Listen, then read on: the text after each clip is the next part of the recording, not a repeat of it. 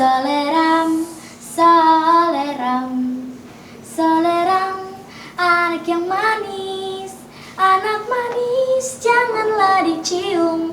Sayang kalau dicium, merahlah pipinya. Assalamualaikum warahmatullahi wabarakatuh. Halo semuanya, apa kabar? Tak kenal, maka tak sayang. Jadi perkenalkan, nama saya Ayu Lintang Kusuma. Saya berasal dari SMP Negeri 7, Tangerang. Kalian tahu nggak sih kenapa saya bernyanyi lagu Soleram di awal? Ya, betul sekali. Lagu Soleram dan cerita yang saya akan bawakan itu sama udaranya. Ada yang tahu nggak nih daerah apa? Betul, daerah Riau. Penasaran cerita apa yang saya ingin bawakan? Nah, kali ini saya ingin menceritakan cerita dengan tema kejujuran sebagai warisan leluhur. Salah satu cerita dari tema tersebut yaitu Bawang Merah dan Bawang Putih yang ditulis dan diilustrasikan oleh Filian dan Gibran. Dengarkan baik-baik ya teman-teman. Pada suatu hari, di sebuah desa tinggallah satu keluarga cemara. Mereka memiliki anak yang bernama Bawang Putih. Namun, suatu hari, ibu Bawang Putih jatuh sakit dan kemudian meninggal dunia. Di sisi lain, ada seorang janda yang memiliki anak bernama Bawang Merah. Ibu Bawang Merah sering berkunjung ke rumah Bawang Putih, walau hanya menemani Bawang Putih dan ayahnya mengobrol. Akhirnya, ayah Bawang Putih berpikir bahwa mungkin lebih baik kalau ia menikah saja dengan ibu Bawang Merah, supaya Bawang Putih tidak kesepian lagi. Dengan pertimbangan dari Bawang Putih, maka ayahnya menikah dengan ibu Bawang Merah. Awalnya, Bawang Merah dan ibunya sangat baik kepada Bawang Putih. Namun lama-kelamaan, sifat asli mereka mulai kelihatan. Suatu hari, ayah Bawang Putih jatuh sakit dan kemudian meninggal dunia. Sejak saat itu, Bawang Merah dan ibunya makin berkuasa dan semena-mena terhadap Bawang Putih. Bawang Putih hampir tidak pernah beristirahat. Dia sudah harus bangun sebelum subuh untuk mempersiapkan air mandi dan sarapan bagi Bawang Merah dan ibunya. Lalu dia masih harus menyetrika, membersihkan rumah, dan masih banyak pekerjaan lainnya. Namun Bawang Putih selalu melakukan pekerjaannya dengan gembira, karena dia berharap suatu saat ibu tirinya akan mencintainya seperti anak kandungnya sendiri. Keesokan harinya, Bawang Putih mencuci pakaian mereka di tepi sungai. Namun sayang, baju ibunya hanyut ke sungai. Seketika Bawang Putih panik dan segera mencarinya. Hari sudah mulai gelap, Bawang Putih sudah mulai putus asa. Dan sebentar lagi malam akan tiba. Dan dari kejauhan tampak cahaya lampu yang berasal dari sebuah gubuk di tepi sungai. Bawang Putih segera menghampiri rumah itu dan mengetuknya. Tak tak tak, permisi, kata Bawang Putih. Seorang perempuan tua membuka pintu. Siapa kamu, nak? Tanya nenek itu. Saya Bawang Putih, Nek. Tadi saya sedang mencari baju ibu saya yang hanyut dan sekarang kemalaman. Bolehkah saya tinggal di sini malam ini? Tanya Bawang Putih dengan sopan. Boleh, nak. Apakah baju yang kau cari berwarna merah?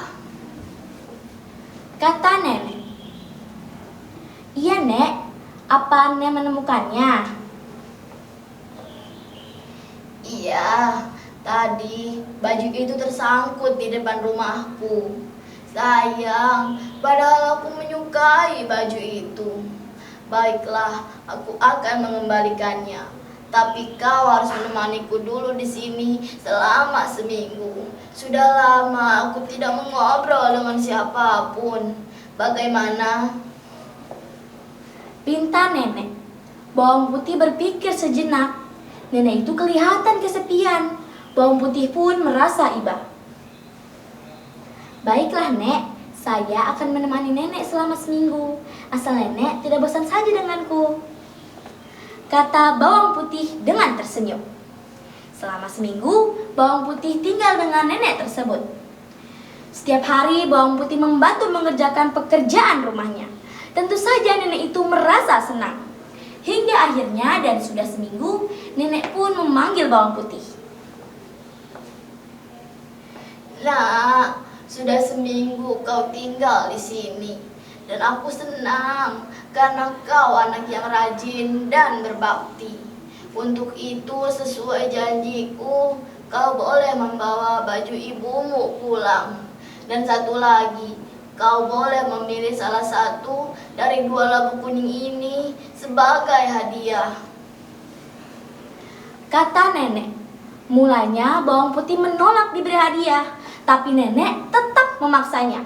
Akhirnya bawang putih memilih labu yang paling kecil. Saya takut tidak kuat membawa yang besar, katanya.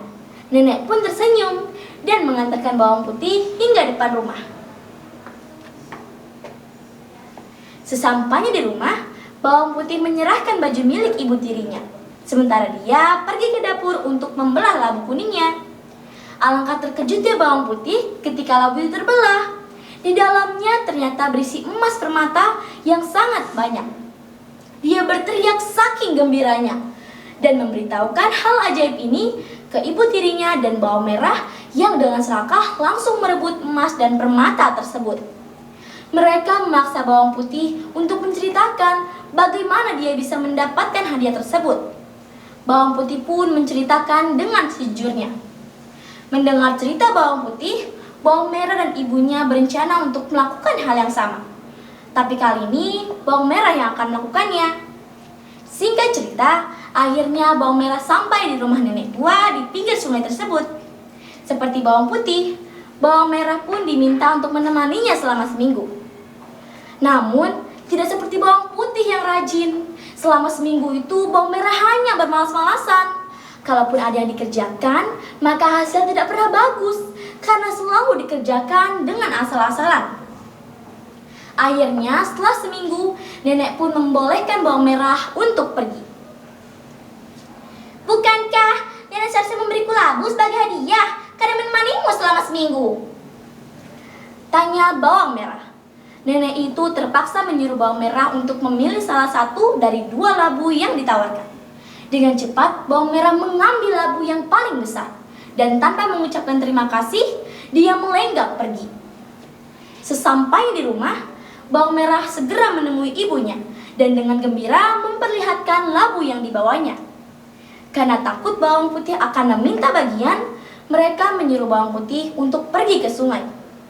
Lalu dengan tidak sabar mereka membelah labu tersebut.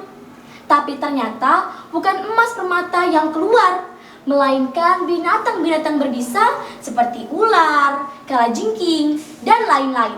Binatang-binatang itu langsung menyerang bawang merah dan ibunya hingga tewas. Demikianlah cerita saya kali ini. Wassalamualaikum warahmatullahi wabarakatuh.